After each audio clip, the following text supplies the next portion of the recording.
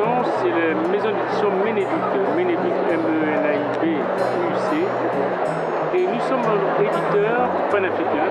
Nous éditons en fait sur l'Afrique et la Caraïbe et l'océan Indien à destination de tous les afro-descendants. Nous adressons au public aussi bien qui vit dans la diaspora que du public qui vit sur le continent. Il y a donc une thématique que nous privilégions de plus en plus, c'est tout ce qui concerne donc l'histoire. Mais au-delà, tous les genres littéraires nous intéressent, que ce soit de la poésie, des romans, des essais, et quels que soient également les thèmes. On a donc de l'histoire, on a aussi de l'économie, on a de la monnaie. Donc tous les genres littéraires nous intéressent. D'accord. Je veux dire que tous les genres littéraires nous intéressent, et il se trouve que de plus en plus, nous essayons donc de faire émerger tout ce qui touche en fait à l'enfance, parce qu'on pense pour notre part que la jeunesse doit être en fait de plus en plus à la fois informée mais formée et éduquée à l'histoire en fait du monde kamique. Tout simplement parce que l'aliénation culturelle qui sévit dans le milieu en fait, des afro-descendants est telle que beaucoup souvent sont en situation de refus d'apprendre leur histoire.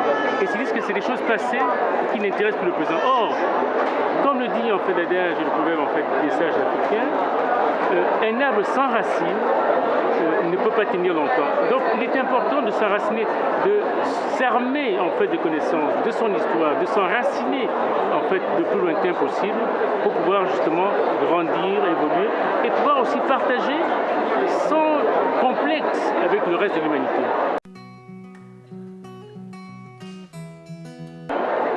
Je dirais que l'une des particularités qu'il y a sur la littérature concernant auprès des enfants, c'est qu'il n'y en a pas assez, il y a très peu d'ouvrages qui existent. Alors, je dois dire que là, je peux vous conseiller celui de Gamana l'Enfant Dieu, Oui. de Kamanda.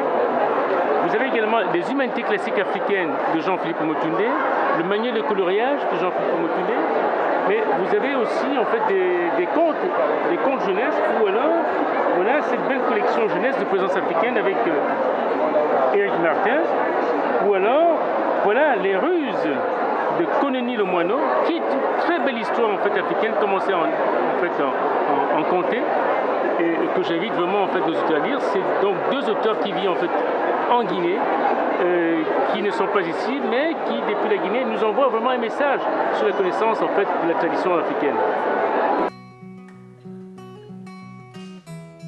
Alors, pour nous retrouver, il suffit d'aller aujourd'hui avec la communication moderne, d'aller sur notre site menebic.com, MENAIBUC.com, ou sur Facebook aussi, comme c'était un moyen de communication tout à fait en fait moderne. Donc sur le site et sur Facebook, on peut nous avoir en fait assez facilement.